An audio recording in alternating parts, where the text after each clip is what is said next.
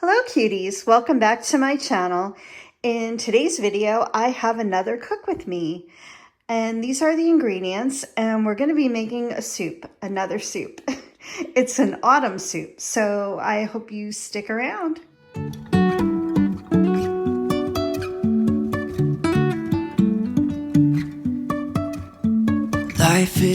I wanted to start off just showing you the ingredients. So obviously this is kale, and you saw this in my grocery haul. I have some garlic. The recipe calls for only 2 garlic cloves. And this is dried thyme, but I dried it myself from fresh thyme that I grew. The recipe calls for fresh, but unfortunately today I don't have any. So I'll just put a little bit less of the dried. It's still very fragrant. I only dried it probably about a month ago. And then we have some cayenne pepper, and I'll just be putting a pinch of that in so it's not too spicy. And then some nutmeg. And the recipe called for allspice, but I really like nutmeg in with the greens. And you don't taste the nutmeg because I'm not a huge fan of nutmeg. It just kind of gives it a warmth, I guess. You put very little in it. So I'll be using that. And then here's just 3 carrots. I have a can of petite diced tomatoes, a can of chickpeas, and I'll be rinsing and draining those. I have this giant butternut squash. The recipe, I believe, calls for 2 or 2.5 cups. So I'm going to show you how to break this down just in case you've never seen it before, but I'm sure I'm only going to use part of it. And the other part, whatever I don't use, I'll be using that for probably roasting. I love roasted butternut squash with pork. It's delicious. Over here is just some chicken stock. In years past, when I've made this recipe, I usually use vegetable stock. And I didn't have any today, but I did have an open container of chicken stock. So we're going to use that. I hate to waste, so it's going to taste delicious. And in the recipe, I believe she said you could use either one. And over here in this green container, which you also saw in my last cook with me, this is the other half of the onion. So that's what's in there, an onion. And I think I got everything. So it's a pretty easy recipe. Most of the work comes in breaking down the butternut squash and the kale. The kale has to be cleaned, and I'll show you how to do that. By the way, this is an Ellie Krieger recipe. She used to be on Food Network, and I loved watching her. She's a dietitian, but she made delicious food, and it wasn't like crazy, you know, no oil, no butter. It just very simple, clean ingredients and healthy. Yeah, so I will definitely link the recipe below so you can check that out. I hope you do. And you're going to see how delicious this soup looks.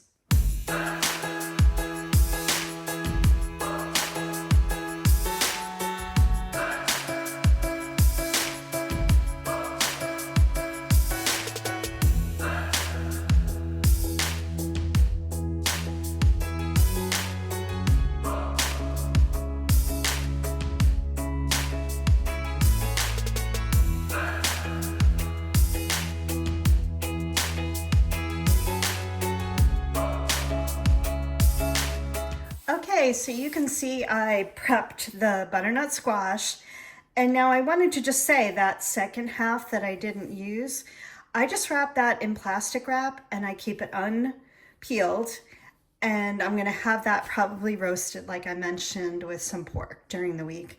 It's absolutely delicious. I almost am gonna say I like it better than sweet potato. I find it actually a little bit sweeter, in my opinion. So this is more than 2 cups, a little bit more. I actually measured it, just, you know, for continuity for the video. It's about 2.5 cups, but I'm going to use all of it. It's going to change the calories just by a little bit, but I don't want to waste it. And that other half is more than enough for me to have roasted, and I can get a couple meals out of that. So let me move on to the kale. Okay, so here's the kale, and I'm just going to show you the way I break it down. You do have to wash this kale, and I always look for kind of little funky pieces like that. and just pull them off. I mean, generally this looks pretty good, and you won't believe how much kale this is going to be. But then again, it wilts down a lot in the soup, but it doesn't get slimy. That's why I really like kale, and that's actually what the recipe called for. So I'm going to show you how I do it. I'm going to break it down, show you my little kind of paper towel station. So stick around. Okay, I just want to show you my little station over here. So I just have some paper towels, just 3. It's not too wasteful, but I need something to put the kale on once I've rinsed it and pulled the stem off. So that's what I'm going to do. It works for me. It's the easiest and probably fastest way. Okay, so this is not washed yet, but what I do is, you can see it's got a stem in there, but this part is really, really woody. So the way I do it is I kind of pull off a section from the bottom, kind of grip right here, and then pull. And you come out, all the stem is out. It's easy. Then I rinse it and put it on my little paper towel station. Okay, so here's the kale. I took all the stems off, I rinsed it, and you can see how wet it is. No need to dry it, obviously, it's going in the soup, but I am going to chop it down into small pieces because they will stay whole, so you don't want to have, you know, this big piece. But while we're looking at this kale, I just wanted to tell you a quick story. Never in a million years would I think that I would be saying to the world that I love kale. But this is how I discovered I do. We belonged to a CSA one year, and it came in the CSA box. CSA is a community supported agriculture, so you pick up your veggies from the farm each week, and you don't necessarily know what you're going to get. So we got this kale, and I'm saying, I definitely don't want to waste it. What am I going to do with it? I found a recipe that was kale with sausage and cannellini beans. Oh my God, it was to die for. I thought for sure I would never like it. I think I actually have a video on my site. If I do, I will link that below because you have to try that recipe. And you might become a kale lover if you're not already. Now I love it raw in a salad. I love it this way in a soup.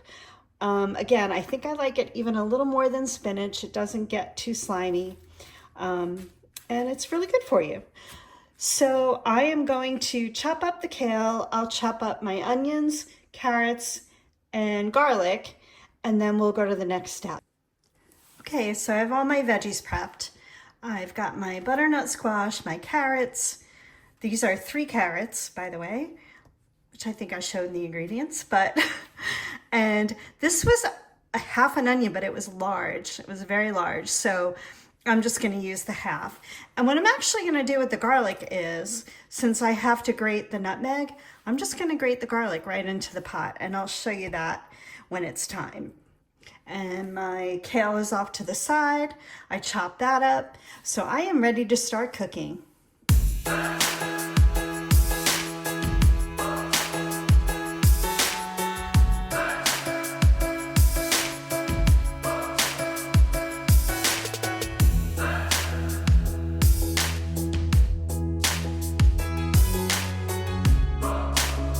Okay, so what you saw me put in was the olive oil, and the recipe calls for 2 tablespoons, heated over medium heat. Then I added the carrots and onions, and I'm just gonna salt and pepper these, just lightly. I just feel like you should kind of flavor each layer. There's some salt. Just gonna do a little bit of pepper, just a little, just to flavor the carrots and onions. And I'm gonna let this go for about 6 minutes, and then join me back and I'll be adding some other ingredients.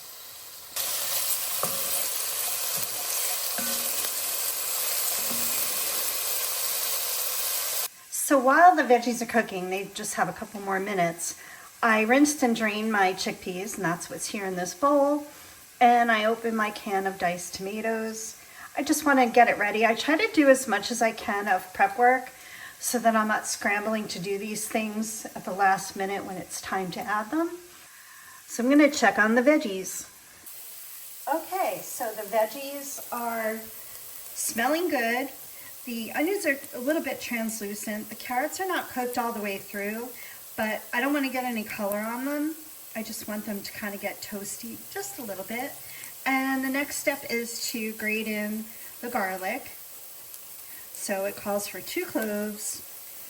And I'm just going to show you how I'm doing that. It's just easier. It all goes on the bag. I'm going to slam it in there. And the next step would be to just cook the garlic for about 1 minute. You don't want to burn that. And I can see it's already sticking a little, so I'm going to stir it around. And pretty much when you smell it toasting, that's how you know to stop kind of cooking it by itself. So the next step is to add my butternut squash and my cayenne pepper, just a little bit, and the nutmeg.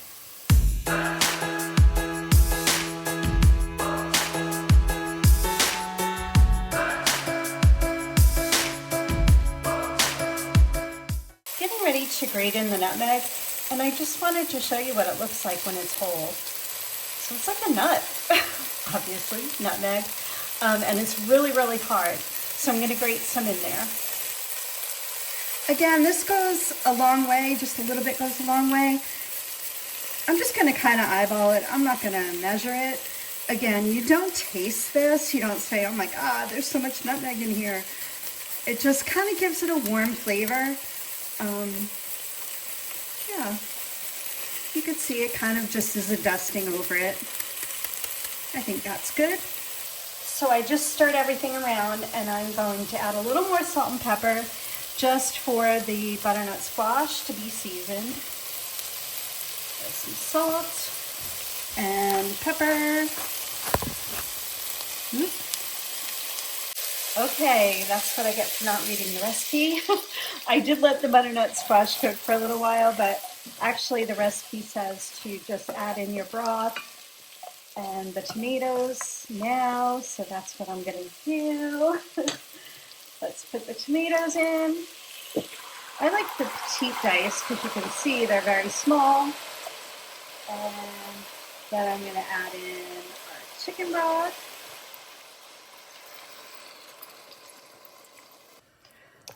I'm going to give that a stir, and then I'm going to kind of scrape up anything that's on the bottom of the pot. It's probably not a lot. We didn't brown anything really, so just want to make sure we get all that flavor though, if there is. It already looks so pretty. So yeah.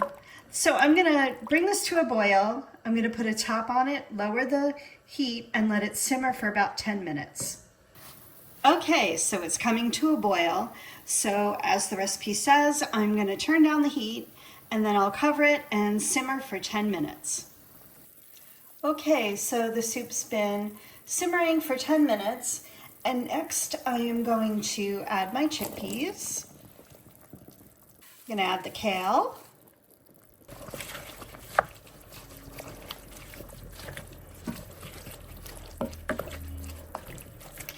Look at how beautiful this is, all the colors, the carrots and the butternut squash and the green kale and even the chickpeas.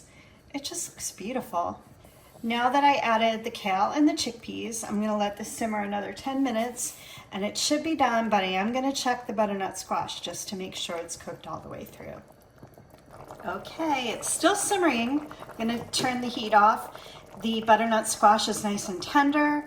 This soup is so beautiful.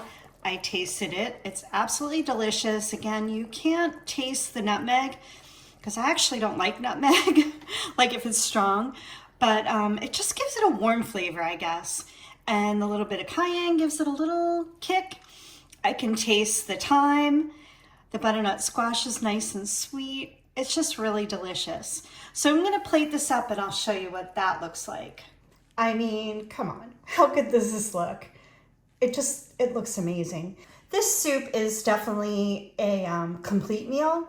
It has the protein and the fiber from the chickpeas and all the veggies, and that tomato product and the kale for sure is healthy.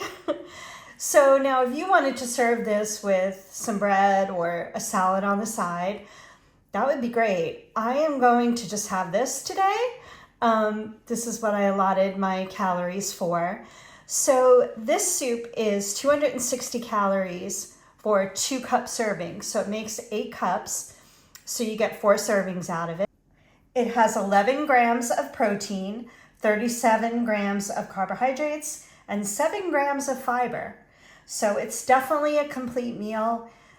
I'm going to sit down and enjoy this, but in the meanwhile, if you're not already, I would love for you to subscribe, especially if you like cook with me videos. I've kind of been on a roll with those lately, but I also share my weight loss results. I am in a calorie deficit, eating lower carb typically. I've also been doing grocery hauls, which are fun to do. I love doing those. It's kind of a new thing I started on my channel, and I can see why people do them and watch them. It's so much fun, and I usually share some meal ideas as part of my grocery hauls. I also show you what I eat in a day sometimes. And if you like this video, I would love you to give me a thumbs up, and have a great night, everyone.